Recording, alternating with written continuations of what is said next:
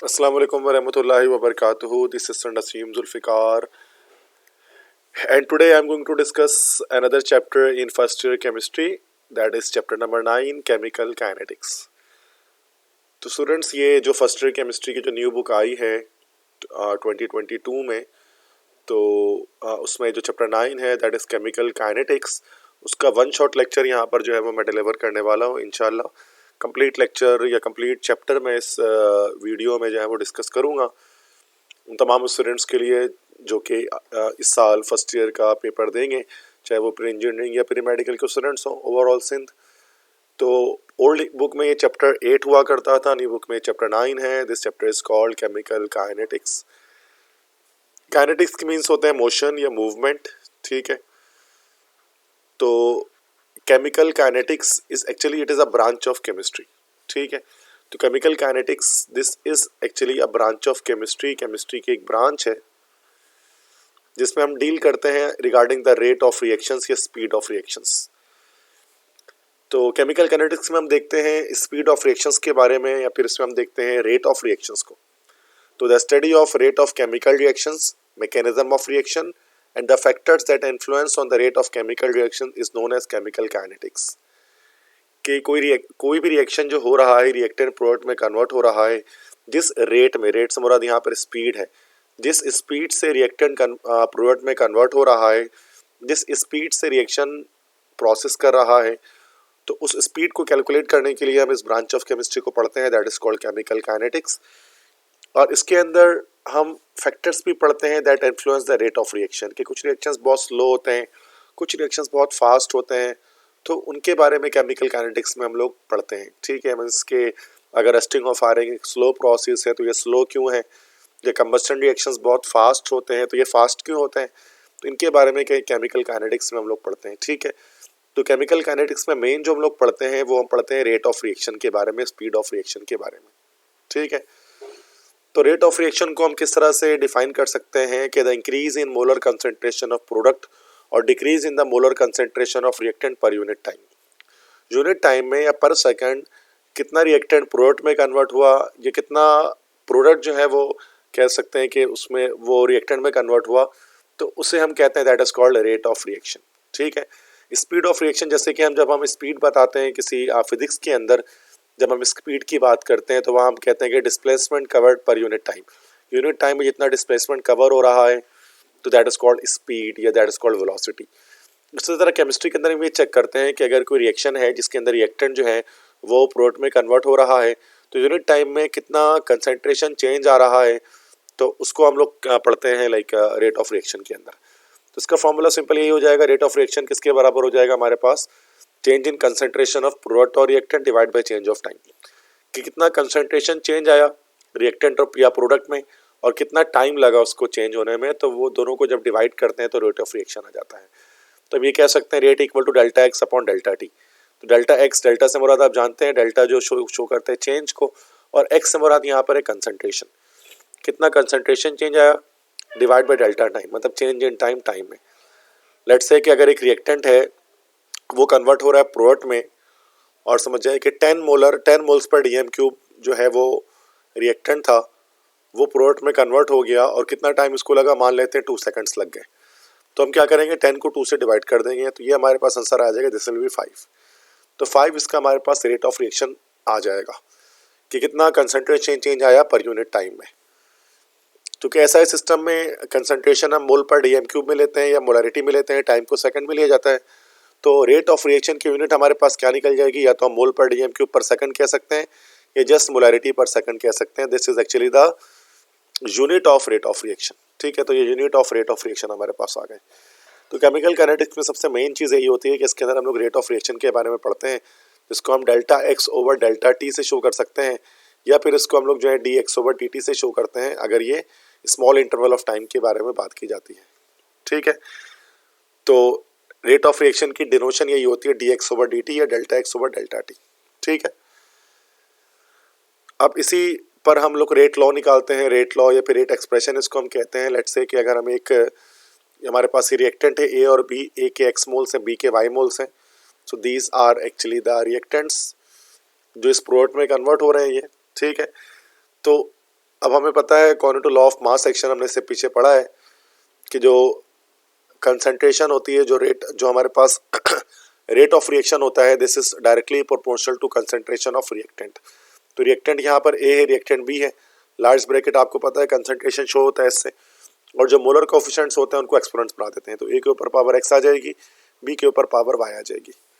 तो उसके बाद ये प्रोपोर्शनलिटी हटाएंगे तो इक्वल टू लगा लेंगे, तो rate is equal to K into, और कांस्टेंट लगा देंगे के यहाँ पर, तो A to the power X और concentration of B to the power Y. तो ये जो के हमारे पास कहलाता है, के यहाँ पर होता है, this is called rate constant. इसको हम लोग यहाँ पर कहते हैं, this is known as rate constant. ठीक है, तो रेट लॉ को कैसे डिफाइन कर सकते हैं कि rate law is an equation which specifies the rate in term of reactant concentration with each term raise to some power. तो रेट लॉ एक ऐसी इक्वेशन होती है जिसमें हम रेट को बताते हैं रिएक्टेंट की सूरत में, रिएक्टेंट की कंसंट्रेशंस के लिहाज से, और जो भी जो मोल्स होते हैं, मोल्स होते हैं, वो एक्सपोनेंट्स बन जाते हैं, वो पावर बन जाते हैं। ठीक है, that is called rate law. और ये पूरी एक्सप्रेशन हमारे पास जो ये ओवरऑल एक्सप्रेशन, इसी को हम लोग कहते हैं, this is called rate expression. ठीक है, यहाँ पर के जो होता है वो हमारे पास रेट कांस्टेंट कहलाता है, this is called rate constant. ठीक है, तो ये आपको याद रखना है। अच्छा, अगर तमाम जो रिएक्टेंट्स हैं ए और बी, इनकी कंसंट्रेशन अगर 1 मोलर हो जाए, मतलब यूनिटी हो जाए, तो रेट जस्ट के बराबर आ जाएगा, चूंकि 1 से मल्टीप्लाई होगा तो बस के आ जाएगा, और इसको फिर कहा जाता है that is called specific rate constant. तो स्पेसिफिक रेट कांस्टेंट अगर आपसे पूछा जाए पेपर में कि what is specific rate constant, तो the rate of reaction when the molar concentration of each reactant is unity. Unity means यहाँ पर होता है 1, कि अगर तमाम जो रिएक्टेंट्स हैं उनकी कंसंट्रेशन 1 मोलर हो जाए, 1 मोल पर डीएम क्यूब हो जाए, तो फिर जो हमारे पास जो रेट कांस्टेंट निकल कर आता है उसको हम लोग कहते हैं that is called specific rate constant. ठीक है, और जो रेट कांस्टेंट की वैल्यू हमेशा फिक्स होती है एक पर्टिकुलर टेम्परेचर पर। ठीक है, टेम्परेचर पर फिक्स होती है, और it's value changes with temperature, कि जो रेट कांस्टेंट की वैल्यू होती है, के की वैल्यू होती है, वो टेम्परेचर डिपेंडेंट होती है, जबकि इंडिपेंडेंट किस पर होती है, independent upon change in concentration, concentration पर डिपेंड नहीं करती। तो ये बात आपको याद रखनी है कि जो के की वैल्यू है rate constant, this value is independent of concentration. A और बी की कंसंट्रेशन चेंज करने से के की वैल्यू पे कोई फर्क नहीं पड़ता, लेकिन अगर हम टेम्परेचर को चेंज करेंगे, टेम्परेचर को वेरी करेंगे, तो के की वैल्यू पे फर्क पड़ेगा। और किस तरह से फर्क पड़ता है उसको हम लोग थंब रूल कहते हैं। थंब रूल किसे कहा जाता है भाई? थंब रूल कहता है कि 10 degree centigrade rise in temperature पर जो वैल्यू ऑफ के है वो डबल हो जाती है, वो ट्वाइस हो जाती है। ठीक है, जैसे कि अगर मान लेते हैं कि 25 डिग्री सेंटीग्रेड पर के की जो वैल्यू है, लेट्स से कि वो 4 है, तो 35 डिग्री सेंटीग्रेड पर के की वैल्यू डबल हो जाएगी, 8 हो जाएगी। तो इसी को हम लोग थंब रूल कहते हैं, या जनरल रूल ऑफ इसको थंब कहा जाता है।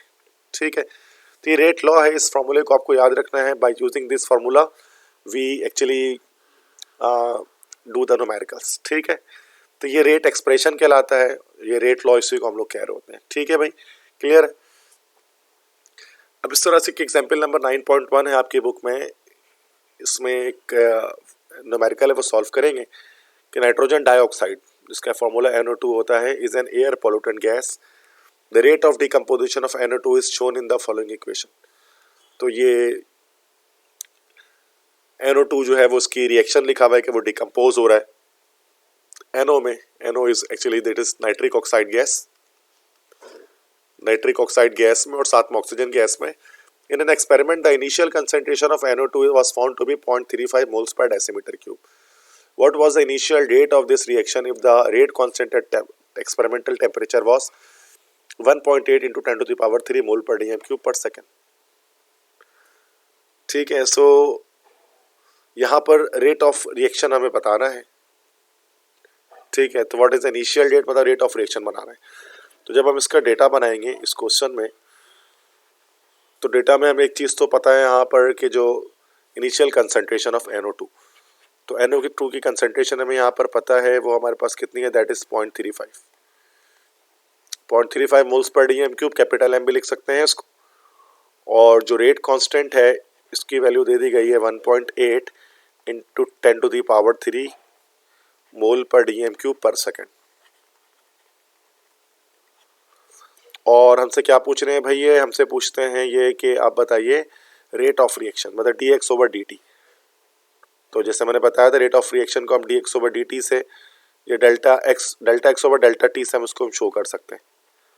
ठीक है, तो ये हमें बताना है। तो we can do the solution here. अब हमें पता है रेट लॉ के अकॉर्डिंग क्या चीज़ होती है, हम जानते हैं कि जो रेट ऑफ रिएक्शन है dx/dt, this is equal to k multiply by concentration of reactant. Concentration यहाँ पर है NO2, ठीक है, इसका स्क्वायर ले लेंगे, चूंकि 2 है यहाँ पर मोलर कोफिशिएंट, एक्सपोनेंट बन जाएगा। तो ये आ जाएगा हमारे पास dx/dt is equal to k is 1.8 into 10⁻³ और 0.35 का यहाँ पर हमारे पास इसमें हो जाएगा स्क्वायर। ठीक है, अब इसकी कैलकुलेशन होगी बाय यूजिंग कैलकुलेटर।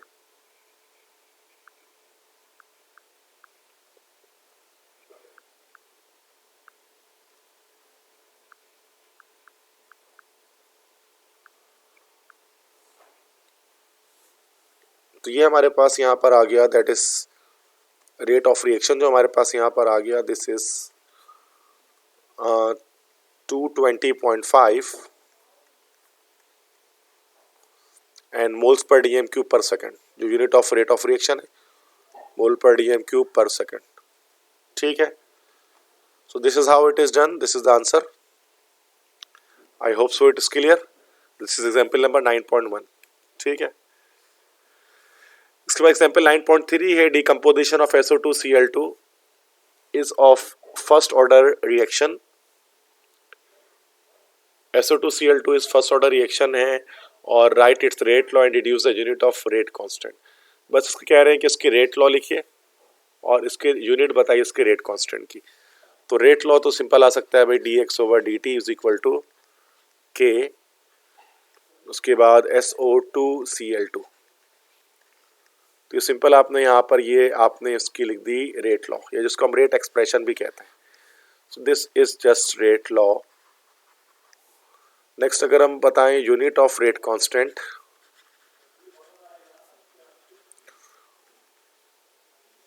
तो जब यूनिट ऑफ रेट कांस्टेंट की बात की जाएगी तो इसके लिए हम यहाँ पर क्या यूज करेंगे। तो अब देखिए यहाँ पर सिंपल k की यूनिट निकालनी है ना, तो dx/dt की यूनिट हमारे पास हो जाएगी, दिस इज मोल्स पर dm³ पर second is equal to k। और यहाँ पर आगे अब चूंकि अब इसकी यूनिट है SOCl2 की, हमारे पास यूनिट हो जाएगी, दिस इज मोल पर dm³।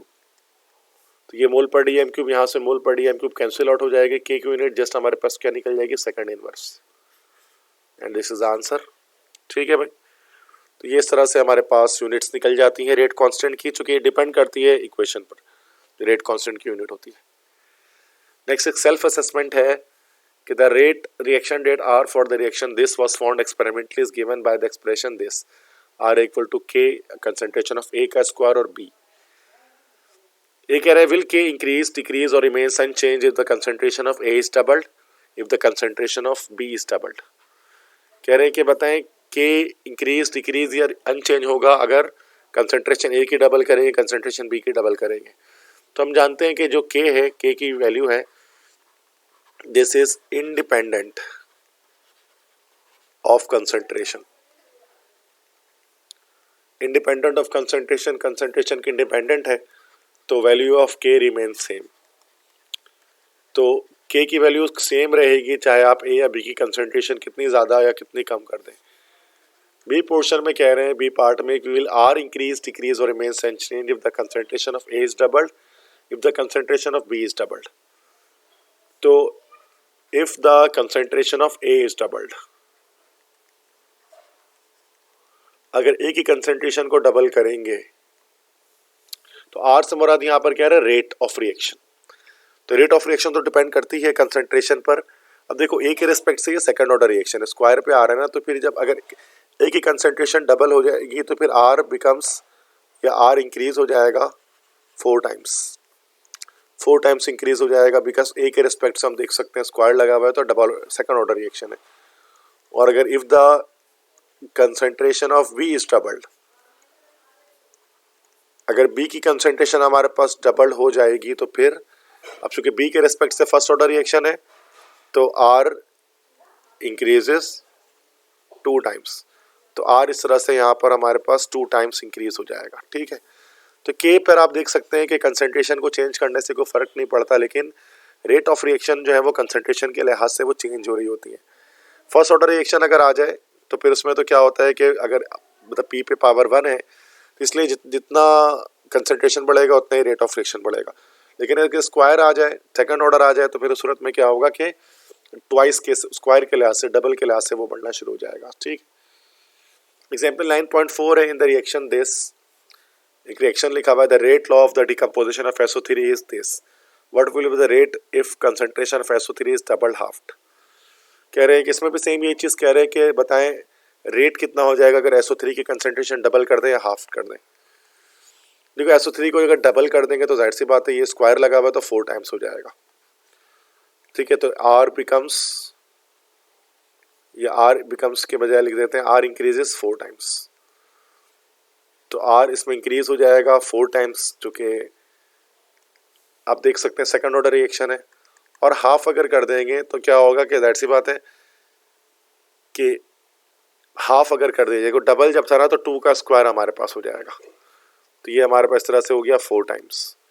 अगर हाफ का आ गया तो हाफ का स्क्वायर हम कर देंगे, ये हो जाएगा 1/4 टाइम्स, तो जो रेट ऑफ रिएक्शन होगा वो 1/4 टाइम्स हो जाएगा। ठीक है, तो ये इसका आंसर हो जाएगा 4 टाइम 1 का, और सेकंड का हो जाएगा 1/4 टाइम्स।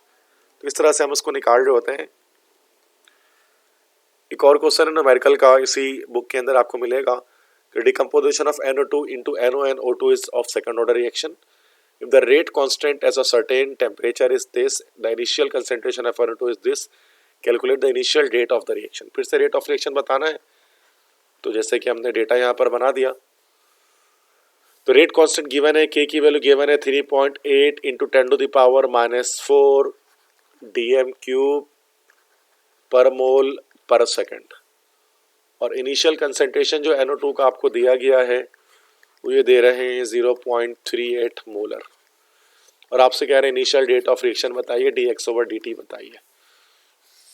तो यहाँ पर सिंपल हमारे पास फॉर्मूला इसमें लग जाएगा, रेट लॉ जैसे कि हम इसमें लगा लेते हैं, तो dx/dt rate of reaction is equal to k। ठीक है, तो रेट ऑफ रिएक्शन को हम r से भी शो कर सकते हैं, लाइक dx/dt से भी शो कर सकते हैं, एक ही बात है। तो इज इक्वल टू k, और उसके बाद यहाँ पर कंसंट्रेशन आ जाएगा NO2 और Na2 का स्क्वायर आ जाएगा। ठीक है, तो यहाँ पर हमारे पास हमें निकालना है रेट ऑफ रिएक्शन, तो k हमारे पास आ गया 3.8 इंटू 10⁻⁻⁴, और ये NO2 का स्क्वायर है। ठीक, NO2 हमारे पास है, दैट इज 0.38, और इसका होल स्क्वायर हो जाएगा, और यहाँ से रेट ऑफ रिएक्शन हमारे पास आ जाएगा। इसको सॉल्व कर लेते हैं कैलकुलेटर से।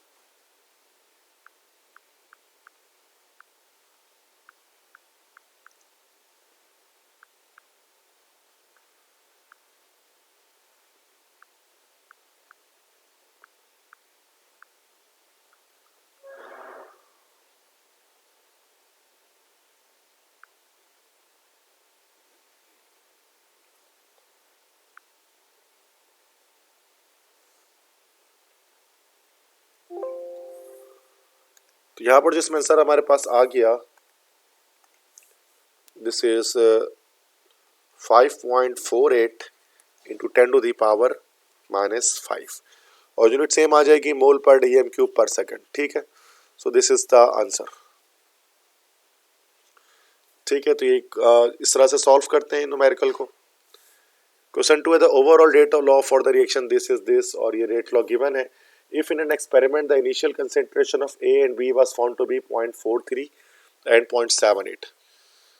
कह रहे हैं कि एक रिएक्शन के अंदर इनिशियल कंसंट्रेशन A और B की जो निकाली गई है, A की कंसंट्रेशन आई है 0.43 मोलर, जबकि जो B की कंसंट्रेशन हमारे पास आई है दिस इज 0.78 मोलर, जबकि इनिशियल रेट जो है हमारे पास है dx/dt भी कह सकते हैं, कैपिटल R लिख लेते हैं इसको, दिस इज 3.8 इंटू 10⁻⁻³ मोल पर dm या मोलारिटी पर सेकंड, एक ही बात है। Determine the rate constant and mention its unit, k जो है वो आप उसको बताएं और के की यूनिट आप जो है उसको डिटरमाइन करें। ठीक है,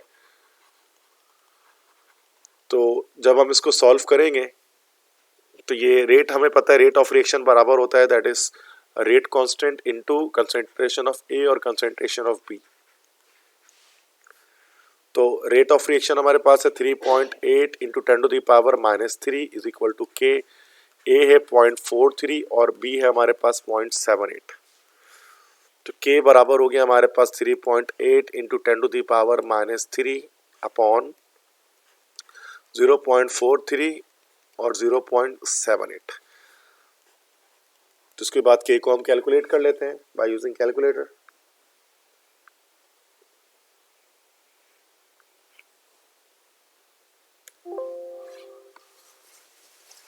ठीक है, तो कैलकुलेशन के बाद जो इसकी आंसर हमारे पास आई है दिस इज 1.13 इंटू 10⁻²। अब इसकी यूनिट अगर आपको निकालनी है तो यूनिट यहाँ पर मैं इसको निकाल कर शो कर देते हैं हम इसको। देखिए आर की यूनिट हमारे पास होती है दिस इज एक्चुअली मोल पर डी एम क्यूब पर सेकेंड। मोल पर डी एम क्यूब पर सेकेंड इज इक्वल टू के, और ये ए और बी दो हमारे पास है, दो कंसंट्रेशंस हैं, तो ये हमारे पास हो जाएगा मोल स्क्वायर पर D M to the power 6 हो जाएगा। ठीक है, देखिए यहाँ पर मोल से मोल स्क्वायर से ये कैंसिल हो गया ये, ठीक है, स्क्वायर और डी एम क्यूब है तो यहाँ पर सिर्फ एक क्यूब आ गया, तो के की यूनिट यहाँ पर निकल जाएगी हमारे पास D M cube upon mole into second. ठीक है, तो ये हो जाएगा decimetre cube over mole into second. ठीक है, दिस इज फाइनल आंसर। इसके बाद नेक्स्ट हमारे पास है this is order of reaction. तो ऑर्डर ऑफ रिएक्शन किसे कहते हैं? That is the sum of the all the exponents of the concentration in terms of reactants involved in the rate law is called order of reaction. कि जब भी rate expression लिखी जाती है तो रेट एक्सप्रेशन लिखने के बाद, जैसे कोई भी रेट एक्सप्रेशन आपने लिख दी तो उसको लिखने के बाद जो पावर लगे होते हैं, एक्सपोनेंट्स लगे होते हैं, उनको अगर समीशन कर दिया जाए, उनको प्लस कर दिया जाए, तो जो आंसर आपके पास आता है this is called order of reaction. ठीक है, जैसे मिसाल के तौर पे लेट्स से कि जब हम यहाँ पर इसमें देखते हैं इस अब ऑर्डर के लिहाज से हमारे पास फर्स्ट ऑर्डर रिएक्शन होते हैं, सेकंड ऑर्डर रिएक्शन होते हैं, थर्ड ऑर्डर होता है, जीरो ऑर्डर रिएक्शन होता है। जैसे हम यहाँ पर देख लें, इस इक्वेशन को आप यहाँ पर चेक करें, इसमें जब हम रेट एक्सप्रेशन लिखेंगे तो यहाँ पर NH4 NO2 आ जाएगा हमारे पास, इस पर पावर बन आ जाएगी। ठीक है, तो ये this will be called the first order reaction. इसका रेट एक्सप्रेस रेट लॉ इस तरह से इसका लिखा जाएगा, और यूनिट इसमें के की सेकंड इनवर्स जस्ट हमारे पास आ जाती है, जो हमने इससे पहले भी निकाली है। अब सेकंड ऑर्डर में देखें, जैसे यहाँ पर ये सेकंड इक्वेशन देख लें, अब यहाँ पर क्या होगा, जब हम इसकी रेट एक्सप्रेशन बनाएंगे तो ये HI के ऊपर यहाँ पर स्क्वायर आ जाएगा, तो इस तरह से ये सेकंड ऑर्डर रिएक्शन हो जाएगा। तो इस तरह से इसका रेट लॉ हमारा लिखा जाएगा। ठीक है, बिल्कुल इस तरह से अगर हम इस यहाँ पर देख लें थर्ड इक्वेशन में, तो इसमें क्या होगा कि इसमें NO के ऊपर स्क्वायर आ जाएगा और Cl2 के ऊपर पावर 1 आ जाएगी, चूंकि इसके पीछे मोलर कोएफिशिएंट 1 है, तो 2 और प्लस 1 करेंगे तो ये 3 हमारे पास आ जाएगा। ठीक है, तो ये हमारे पास थर्ड ऑर्डर रिएक्शन होगा। तो इस तरह हमारे पास ऑर्डर ऑफ रिएक्शन इस तरह निकाला जाता है कि जो भी रेट लॉ में जो भी कंसंट्रेशंस है उनके ऊपर जो एक्सपोनेंट्स उनको जब प्लस कर देते हैं तो हमारे पास ऑर्डर ऑफ रिएक्शन आ जाता है। ठीक है, अच्छा, रिएक्शन का ऑर्डर जीरो ऑर्डर भी हो सकता है, और जीरो ऑर्डर रिएक्शन कब होगा? जब हमारे पास कोई भी फोटोकेमिकल रिएक्शन होंगे। फोटोकेमिकल रिएक्शन से मुराद हर वो रिएक्शन जो in the presence of sunlight, सूरज की रोशनी की मौजूदगी में होते हैं, that is called photochemical reaction. तो फोटोकेमिकल रिएक्शंस का हमेशा जो है वो जीरो ऑर्डर आता है। जैसे H2 + Cl2 it forms HCl। तो यहाँ पर आप देख सकते हैं कि एरो के ऊपर H न्यू लिखा हुआ है। H nu means that is sunlight. That's why this reaction is of zero order because it is happening in the presence of sunlight. तो हर वो रिएक्शन जो फोटोकेमिकल हो, all those reactions which occurs in the presence of sunlight like photosynthesis, like the production of hydrochloric acid, this all are zero order reactions. ठीक है, तो अगरचे इसमें आपको लग रहा होगा कि सर ये तो सेकंड ऑर्डर होना चाहिए था, चूंकि यहाँ पर 1 यहाँ पर 1 आ जाएगा, बट जब भी फोटोकेमिकल रिएक्शंस होगा उनको जीरो ऑर्डर हम लिखेंगे। ठीक है, तो ये ऑर्डर ऑफ रिएक्शन हुआ। इस तरह से एक क्वेश्चन है यहाँ पर बुक में आपकी, the rate law of the reaction this is given as, तो रेट लॉ दिया हुआ है, what is the order of reaction with respect to each reactant overall reaction. ठीक है, with respect to each reactant मतलब कि NO2 के लिहाज से देखा जाएगा, NO के लिहाज से देखा जाए तो 2 पावर लगा हुआ है, तो NO के लिहाज से ये हमारा सेकंड ऑर्डर है, ठीक है।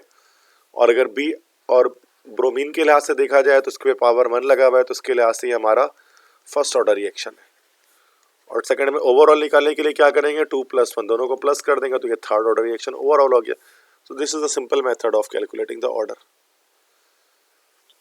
फिर एक एग्जाम्पल 9.2 है, जिसमें एक टेबल की मदद से ऑर्डर ऑफ रिएक्शन हमें डिटरमाइन करना है। यहाँ पर कह रहे थे initial rate data obtained in a series of experiments while working on the oxidation of nitric oxide to give nitrogen dioxide is given in the following table. Determine its rate law and find its order of reaction. तो एक expression आपको दे दी गई है, एक equation दे दी गई है।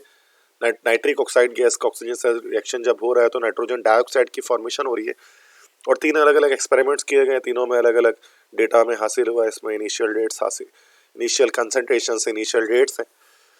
तो अब इसको किस तरह से किया जाएगा, देखो अरे एक एक के रिस्पेक्ट से हम क्या करेंगे, यहाँ पर ऑर्डर ऑफ रिएक्शन मालूम करके finally overall order of reaction हम यहाँ पर कैलकुलेट करेंगे। देखिए सबसे पहले हम एक रेफरेंस इक्वेशन ले लेते हैं जिसमें दोनों की कंसंट्रेशन बराबर हो। जैसे इस फर्स्ट को हम रेफरेंस मान लेंगे, क्योंकि यहाँ पर देख ले इसमें भी 0.10 है, इसमें भी 0.10 है। अब NO के रिस्पेक्ट से अगर हमें ऑर्डर निकालना है तो अब देखना है कि यहाँ से चेंजिंग किस तरह से हो रही है। जैसे 0.10 से जब ये 0.20 जा रहा है, जब 0.10 से कंसंट्रेशन 0.20 हो रही है तो रेट में क्या फर्क पड़ रहा है, वो 8 से 16 हो जा रहा है। मतलब जब हम कंसंट्रेशन को 2 टाइम्स कर रहे हैं तो रेट ऑफ रिएक्शन भी हमारे पास क्या हो जा रहा है भाई, 2 टाइम्स हो जा रहा है। दैट है 8 है और यहाँ 16 है। तो इसका मतलब ये हो गया हमारे पास कि अगर हम निकालते हैं dx/dt या रेट कैपिटल R लिख लेते हैं तो it is directly proportional to concentration of A, क्योंकि जिस स्पीड जिस रेट से कंसंट्रेशन में चेंजिंग आ रही है उसी लिहाज से रेट ऑफ रिएक्शन में भी चेंजिंग आ रही है। इस तरह से अगर हम B के लिहाज से देख लें तो या ऑक्सीजन के लिहाज से देख लें तो यहाँ सॉरी मैंने A लिख दिया, this will be rate is directly proportional to concentration of NO, ठीक है। इसी तरह से अगर O2 के लिहाज से निकालें तो पॉइंट देखिए 0.10 से चेंज जब 0.20 हो रहा है तो ये भी 8 से 16 हो जा रहा है। तो इसके लिहाज से भी हमारे पास जो है वो फर्स्ट ऑर्डर का रिएक्शन आ गया। तो ये 1 और ये 1। तो अगर ओवरऑल ऑर्डर ऑफ रिएक्शन निकालना होता है तो उसके लिए हम क्या करते हैं, दोनों को प्लस कर देते हैं, तो 1 + 1 हो जाएगा। तो रिएक्शन हमारे पास ये आ गया, this will be the reaction of second order. तो this is a simple trick to determine the order of reaction.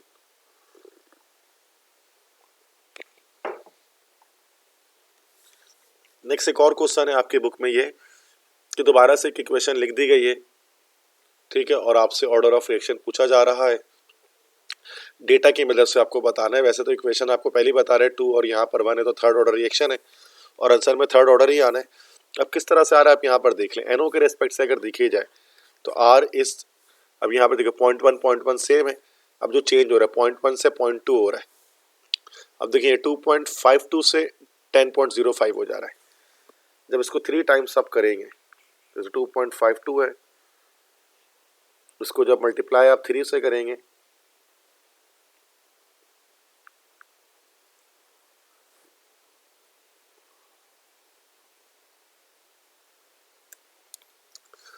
तो अब यहाँ देख सकते हैं कि जब ये 0.1 से 0.2 हुआ तो ये 2.52 से 10.05 हो गया। मतलब मल्टीप्लाई बाय 4 जब हम करेंगे ना 2.52 को तो 10.05 होगा। इसके मतलब कि NO के रिस्पेक्ट से यहाँ पर देखा जाए तो ये सेकंड ऑर्डर का रिएक्शन आ रहा है, क्योंकि जब NO की कंसंट्रेशन को डबल किया जा रहा है तो उसका रेट 4 टाइम्स इंक्रीज हो जा रहा है। इसी तरह से Cl2 के लिहाज से देखें, जब ये 0.1 से 0.2 हो रहा है तो ये 2.52 से 5.04 हो रहा है। मतलब जैसे ये ट्वाइस हो रहा है कि अगर Cl2 की कंसंट्रेशन डबल कर रहे हैं तो रेट ऑफ रिएक्शन डबल हो रहा है। तो Cl2 के लिहाज से यहाँ पर हमारे पास सिर्फ फर्स्ट ऑर्डर का आ गया। तो ओवरऑल ऑर्डर ऑफ रिएक्शन अगर निकालना होगा तो ये 2 + 1 आ जाएगा हमारे पास और ये थर्ड ऑर्डर आ जाएगा। तो इस तरह से हम एक गिवन डेटा की मदद से हम ऑर्डर ऑफ रिएक्शन निकाल लेते हैं, ठीक है। This is a simple way. Next हमारे पास टॉपिक है that is factors affecting the rate of reaction, कि रेट ऑफ रिएक्शन कब कम और कब ज्यादा होता है, ठीक है। अब इसको देखते हैं कि रेट ऑफ रिएक्शन पर क्या फैक्टर्स हमारे पास इन्वॉल्व होते हैं। कुछ रिएक्शंस फास्ट होते हैं, कुछ रिएक्शंस स्लो होते हैं। इसके पीछे क्या रीजंस हैं, why some reactions in chemistry are fast and were are slow.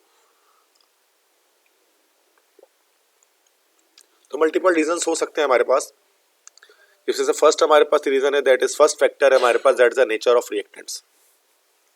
जैसे कि अगर हमारे पास रिएक्टेंट्स हैं, अगर उनमें आयनिक बॉन्ड्स मौजूद हैं, आयनिक बॉन्ड से मुराद उसमें कोई सॉल्ट वगैरह मौजूद है, तो वो रिएक्शन फास्ट होगा। और यही अगर रिएक्टेंट्स में हमारे पास कोवेलेंट कंपाउंड्स हैं, तो कोवेलेंट कंपाउंड्स हमारे पास हमेशा स्लो रिएक्शन करते हैं। तो रेट ऑफ रिएक्शन, जो नेचर ऑफ रिएक्टेंट्स का भी रेट ऑफ रिएक्शन पे फर्क पड़ता है कि आइदर वो आयनिक बॉन्ड बना रहे हैं या फिर कोवेलेंट बॉन्ड बना रहे हैं। तो आयनिक बॉन्ड जिनमें भी होता है वो रिएक्शन फास्ट करते हैं, कोवेलेंट बॉन्ड वाले स्लो करते हैं। सेकंड, कंसंट्रेशन ऑफ रिएक्टेंट है, ये भी directly proportional to rate of reaction होता है। तो जितनी ज़्यादा कंसंट्रेशन ऑफ रिएक्टेंट होगी उतनी ज़्यादा जो है वो हमारे पास रेट ऑफ रिएक्शन होगा, क्योंकि जब रिएक्टेंट की कंसंट्रेशन बढ़ेगी तो फिर इफेक्टिव कोलिजन्स ज़्यादा से ज़्यादा होंगे मॉलिक्यूल्स के साथ, और मॉलिक्यूल ज़्यादा कोलाइड करेंगे रिएक्टेंट के, तो फिर ज़्यादा प्रोडक्ट की फॉर्मेशन होगी, तो डायरेक्टली प्रोपोर्शनल। थर्ड है सरफेस एरिया। सरफेस एरिया भी हमेशा डायरेक्टली प्रोपोर्शनल होता है रेट ऑफ रिएक्शन के। जितना ज़्यादा सरफेस एरिया होगा रिएक्टेंट्स का, उतने ज़्यादा जो है वो कोलिजन पॉसिबल होगी। जितने ज़्यादा मॉलिक्यूल्स कोलाइड कर रहे होंगे आपस में, उतने ज़्यादा जो है वो रेट ऑफ रिएक्शन होगा। ठीक है, इसी वजह से जो पाउडर्ड सब्सटेंस होते हैं, छोटे पीसेस जो होते हैं सब्सटेंस के, वो ज़्यादा फास्टर रिएक्शन करते हैं बनिस्बत एक बड़े चंक के। जैसे कि पाउडर्ड जिंक है, वो HCl के साथ ज़्यादा फास्टर रिएक्शन करेगा बनिस्बत एक लार्ज कह लो कि पीस ऑफ जिंक। तो छोटे छोटे पीसेस इस्तेमाल किए जाते हैं, तो चूंकि सरफेस एरिया बढ़ जाता है, मैक्सिमम रिएक्टेंट्स इन कांटेक्ट आ जाते हैं HCl के साथ, जिसकी वजह से रिएक्शन की स्पीड बढ़ जाती है। अगर आप बड़े पीसेस अगर आप लेंगे जिंक के, ठीक है, बड़े बड़े पीसेस अगर आप ले लेंगे, तो फिर वो HCl के साथ ओवरऑल उसका एरिया जो है वो नहीं कह लें कि कोलाइड कर पाएगा, जिसकी वजह से रेट ऑफ रिएक्शन डाउन हो जाएगी। तो जो सरफेस एरिया भी रेट ऑफ रिएक्शन के डायरेक्टली प्रोपोर्शनल होती है। छोटे छोटे पीसेस इसलिए मार्बल के या फिर किसी भी चीज़ के वो ज़्यादा फास्टर रिएक्शन करते हैं कॉमन ऑब्जर्वेशन के अंदर। फोर्थ हमारे पास है रेडिएशंस।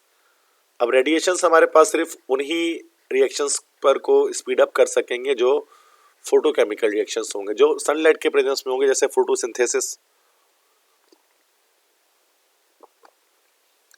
तो कुछ ही रिएक्शन होते हैं जो सनलाइट के प्रेजेंस में होते हैं, ठीक है, इनको फोटोकेमिकल रिएक्शंस कहा जाता है। ठीक है, और जो लाइट होती है फिर वो एनर्जी प्रोवाइड कर रही होती है। लाइट के अंदर फोटॉन्स होते हैं, तो वो एनर्जी प्रोवाइड कर रहे होते हैं, जिससे केमिकल बॉन्ड ब्रेक हो रहा होता है, रिएक्शन स्टार्ट हो रहा होता है। ठीक है, और इस तरह की रिएक्शंस में जब हम रेडिएशंस की इंटेंसिटी बढ़ाते हैं, तो रिएक्शन की स्पीड या उसकी रेट उसमें इंक्रीमेंट आ जाती है, वो बढ़ना शुरू हो जाता है। ठीक है, तो चूंकि जितना ज़्यादा, जाहिर सी बात है, जब आप स्पीड बढ़ाए, जितना ज़्यादा अगर आप रेडिएशंस देंगे उतने ज़्यादा जो है वो रेट ऑफ रिएक्शन फास्ट होगी। जैसे फोटोसिंथेसिस है, अगर कम लाइट होगी, रोशनी कम होगी, तो फिर फोटोसिंथेसिस का प्रोसेस स्लो होगा, और यही लाइट जहाँ पर ज़्यादा होगी वहाँ पर फोटोसिंथेसिस का अमल जो है वो फास्ट वे पर हो रहा होगा। तो रेडिएशंस भी रेट ऑफ रिएक्शन को अफेक्ट करते हैं, लेकिन सिर्फ ये वही रिएक्शंस को अफेक्ट करेंगे जो फोटोकेमिकल रिएक्शंस होंगे। फिफ्थ हमारे पास है दिस इज टेम्परेचर। टेम्परेचर के भी डायरेक्टली प्रोपोर्शनल होता है रेट ऑफ रिएक्शन। हमने इससे पहले भी देखा कि जब टेम्परेचर बढ़ाते हैं तो रेट ऑफ रिएक्शन बढ़ता है 10 टाइम्स के करीब। ठीक है, 10 डिग्री सेंटीग्रेड जब हम टेम्परेचर बढ़ाते हैं तो रेट ऑफ रिएक्शन डबल हो जाता है।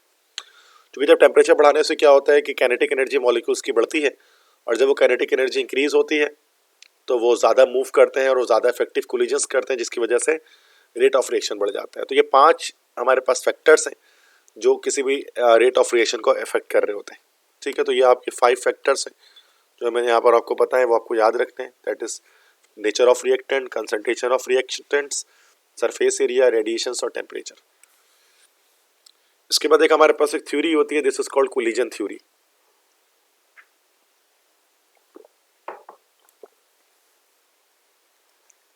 आर्हेनियस एक साइंटिस्ट थे जिन्होंने कोलिजन थ्योरी को पेश किया था। कोलिजन मतलब होता है टकराना या टकराव किसी चीज का। तो chemical reactions initiate by bond breaking of reactant molecules and this happens only when they collide among each other. तो जब मॉलिक्यूल्स कोलाइड करते हैं तभी जाकर रिएक्टेंट के मॉलिक्यूल्स जब कोलाइड करेंगे, टकराएंगे आपस में, तभी जाकर प्रोडक्ट की फॉर्मेशन होगी। Collision theory postulated that the rate of chemical reaction increases with the increase number of collision पर यूनिट टाइम। जैसे भी मैंने आपको बताया कि कंसंट्रेशन के directly proportional rate of reaction चूंकि इफेक्टिव कोलिजन्स की तादाद बढ़ जाती है। Many reactant molecules collide with each other under given set of conditions. However, only a fraction of molecules undergo bond breaking process. देखिए, बहुत सारे मॉलिक्यूल्स ऐसे होते हैं जो साथ में टकराते हैं रिएक्टेंट के रिएक्शन करने के लिए, लेकिन हर मॉलिक्यूल प्रोडक्ट की फॉर्मेशन नहीं करता। कुछ यूनिक सेट ऑफ कंडीशंस हैं। वो क्या है? The successful molecular collisions depends not only upon their high kinetic energy, but also the proper orientation of colliding molecule at the time of collision. Means कि जो दो मॉलिक्यूल जो टकरा रहे हैं उनकी ओरिएंटेशन कैसी है, ओरिएंटेशन भी डिपेंड करती है कि वो साथ में किस एंगल पे जाकर टकरा रहे हैं, और साथ में उनके पास एनर्जी भी मौजूद है इतनी जो कि रिएक्शन को स्टार्ट कर दे। तो ये कोलिजन थ्योरी हमें ये चीज़ बताती है। और इसी के अंदर जो एनर्जी वाली बात होती है, तो ये एनर्जी हमारे पास होती है, that is called activation energy. तो the amount of energy which is needed to start a chemical reaction is called activation energy. किसी भी रिएक्शन को स्टार्ट करने के लिए जो एनर्जी रिक्वायर्ड होती है उसको हम एक्टिवेशन एनर्जी कहते हैं। देखिए, अगर एक रिएक्टेंट है, अगर रिएक्टेंट प्रोडक्ट में कन्वर्ट होने वाला है, तो रिएक्टेंट के पास अपनी एनर्जी इसके पास होती है रिएक्टेंट की, तो जिसको हम लोग कहते हैं this is called internal energy. Internal energy जो रिएक्टेंट की अपनी एनर्जी होती है, और प्रोडक्ट की भी अपनी एनर्जी होती है जिसको हम लोग कहते हैं that is called threshold energy. Threshold energy, हम मान लेते हैं कि इंटरनल एनर्जी रिएक्टेंट की 10 जूल है और थ्रेशोल्ड एनर्जी प्रोडक्ट की मान लेते हैं कि 50 जूल है। अब इस रिएक्टेंट को 40 जूल एनर्जी और चाहिए, तब जाकर ये प्रोडक्ट में कन्वर्ट होगा। तो जो 40 जूल जो इसको एक्स्ट्रा चाहिए ना इसके इंटरनल के अलावा जो है, that is called activation energy. इसी को एक्टिवेशन एनर्जी कहा जाता है। और अगर आपको एक्टिवेशन एनर्जी फाइंड आउट करना है तो इसका क्या तरीका होता है कि थ्रेशोल्ड एनर्जी में से इंटरनल एनर्जी को माइनस कर दें, तो जो आंसर आपके पास आता है दिस इज एक्टिवेशन एनर्जी। जैसे कि यहाँ पर आप देखिए, एक्टिवेशन एनर्जी बराबर होती है threshold energy minus average internal energy of molecules. This is how threshold energy is calculated. ठीक है, तो इस तरह से हमारे पास एक लास्ट एक टॉपिक होता है that is called catalysis. Catalysis हम किसे कहते हैं? कैटालिसिस के अंदर हम लोग स्टडी करते हैं कैटलिस्ट की।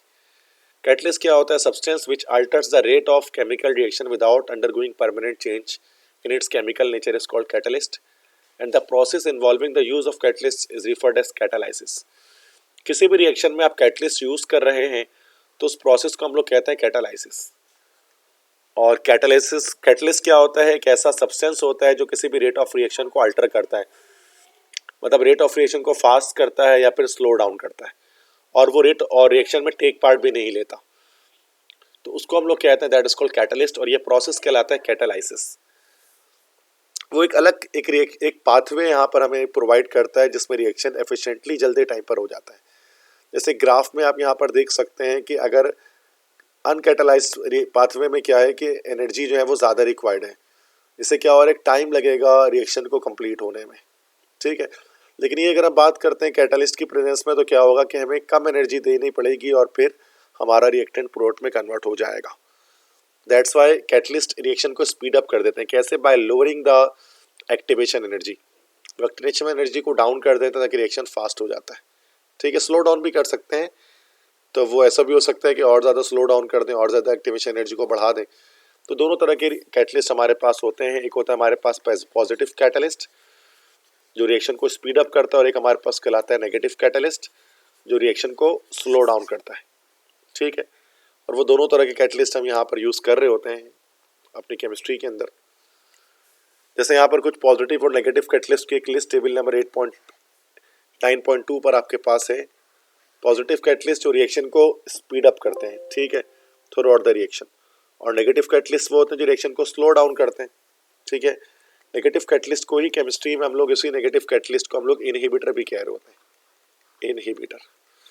अब यहाँ पर कुछ एग्जांपल्स दी गई हैं, जैसे कि हैबर प्रोसेस है, जैसे अमोनिया की प्रोडक्शन होती है तो यहाँ आयरन पाउडर इस्तेमाल करते हैं। ये पॉजिटिव कैटलिस्ट होता है, इस रिएक्शन की स्पीड को बढ़ाता है, आयरन पाउडर। इस तरह से कॉन्टैक्ट प्रोसेस में जब हम सल्फ्यूरिक एसिड बनाते हैं तो वहाँ सल्फर डाइऑक्साइड गैस को सल्फर ट्राइऑक्साइड गैस में कन्वर्ट करते हैं, और यहाँ पर V2O5 यूज़ कर सकते हैं। V2O5 यहाँ पर हमारे पास एक कैटलिस्ट होता है, उसका नाम होता है वैनेडियम पेंटॉक्साइड। ये भी पॉजिटिव कैटलिस्ट है, रिएक्शन को स्पीड अप कर रहा होता है। इसी तरह से पोटेशियम क्लोरेट की जब हम डिकम्पोजिशन करते हैं ऑक्सीजन गैस के प्रोडक्शन करने के लिए, तो यहाँ पर MnO2 मैंगनीज डाइऑक्साइड को हम एज अ पॉजिटिव कैटलिस्ट इस्तेमाल करते हैं रिएक्शन को फास्ट करने के लिए। इसी तरह से क्लोरोफॉर्म का फॉर्मूला होता है CHCl3। जब इसकी ऑक्सीडेशन करते हैं तो यहाँ पर हम 2% इथाइल अल्कोहल का फॉर्मूला होता है C2H5OH, ये इस्तेमाल करते हैं जो 2% कंसनट्रेटेड होता है। ये यहाँ पर एज अ नेगेटिव कैटलिस्ट इस्तेमाल होता है इस रिएक्शन को स्लो डाउन करने के लिए।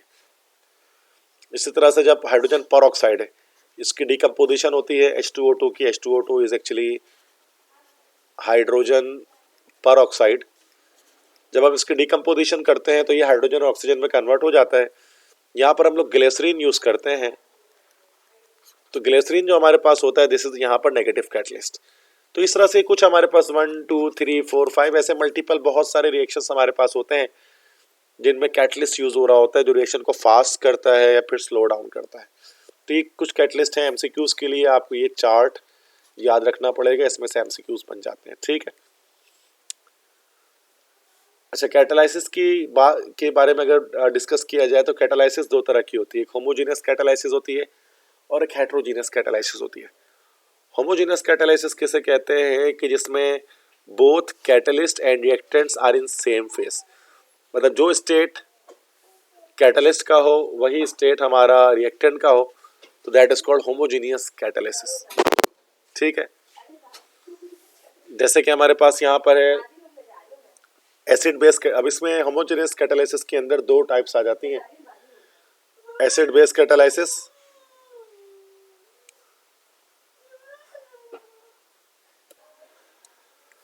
होमोजेनियस कैटालिसिस के अंदर जैसे हमारे पास एक होता है this is acid base catalysis, जिसमें एसिड बेस का रिएक्शन साथ में होता है। तो इसके एग्जाम्पल एक दे रहे हैं एसिड बेस कैटालिसिस की, जैसे कि एक रिएक्शन हमारे पास होता है एस्टरिफिकेशन केमिस्ट्री के अंदर, जिसके अंदर असल में एस्टर का रिएक्शन होता है। एस्टर होता है, एक एस्टर बनता है, ये एसिटिक एसिड है और इथाइल अल्कोहल है।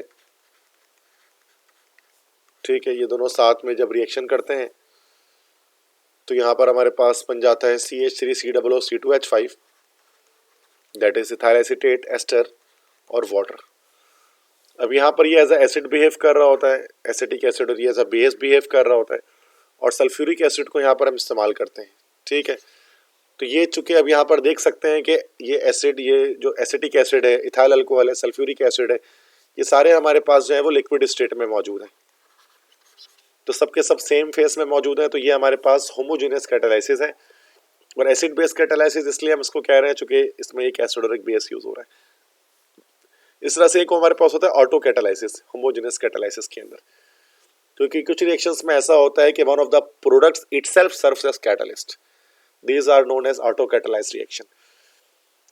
कि जब रिएक्शन हो रहा होता है तो रिएक्शन के प्रोसीड करते हुए जो एक प्रोडक्ट होता है वो कैटलिस्ट के तौर पर एक्शन करना स्टार्ट कर देता है, इसको हम लोग कहते हैं that is called auto catalysis. ठीक है, तो ऐसी भी पॉसिबिलिटी हो सकती है। अब इसकी मिसाल यहाँ पर एक ले लेते हैं, लाइक एक रिएक्शन यहाँ पर रिडॉक्स रिएक्शन इसको हम लोग कहते हैं। जैसे आप प्रैक्टिकल्स वगैरह करते हैं तो रिडॉक्स रिएक्शंस, उसके अंदर रिडॉक्स टाइट्रेशन आप कर रहे होते हैं कि MnO4 है, this is potassium permanganate, this is H2CO4 C2O4, this is oxalic acid. तो ऑक्सैलिक एसिड और पोटेशियम परमैंगनेट के बीच में एक रिडॉक्स रिएक्शन होता है, सल्फ्यूरिक एसिड के प्रेजेंस में हो रहा होता है। तो इसमें जो यहाँ पर MnSO4 बनते हैं मैंगनीज सल्फेट, तो ये असल में एज अ कैटलिस्ट एक्शन कर रहा होता है। तो why it is called auto catalyst, because यहाँ पर जितने भी जो एक प्रोडक्ट है, this is the one of the product of this reaction, तो एज अ कैटलिस्ट यूज हो रहा है। तो ये होमोजेनियस कैटालाइसिस की मिसालें हैं। एक हमारे पास हेट्रोजीनियस कैटालाइसिस भी होती है। हेट्रोजीनियस कैटालाइसिस में क्या होता है कि जो है वो catalyst exist in different physical state then reactant, कि कैटलिस्ट की जो स्टेट होती है वो रिएक्टेंट के लिहाज से अलग होती है, मतलब सॉलिड लिक्विड गैस के लिहाज से अलग अलग स्टेट्स में कैटलिस्ट और रिएक्टेंट्स होते हैं। ठीक है, तो फॉर एग्जांपल मिसाल के तौर पर जैसे यहाँ पर आप देख लें कि जो कॉन्टैक्ट प्रोसेस हमारे पास होता है, जो भी मैंने आपको बताया था, इसके अंदर सल्फर डाइऑक्साइड, ऑक्सीजन, ये दोनों हमारे पास गैसेस हैं, और V2O5 जो हमारे पास होता है वेनेडियम पेंटाऑक्साइड, ये सॉलिड होता है। दिस इज एक्चुअली कि ये हमारा हेट्रोजीनियस कैटालाइसिस होगी। हेबर प्रोसेस के अंदर अमोनिया की प्रोडक्शन के लिए नाइट्रोजन, हाइड्रोजन ये गैसेस हैं, जबकि आयरन जो हमारे पास होता है वो हमारे पास क्या होता है भाई, दिस इज सॉलिड स्टेट में। तो ये this is heterogeneous catalysis because the reactants and catalyst both are in different states. एक और एक हमारे पास कैटालाइसिस होती है जिसको हम एंजाइम कैटालाइसिस कहते हैं।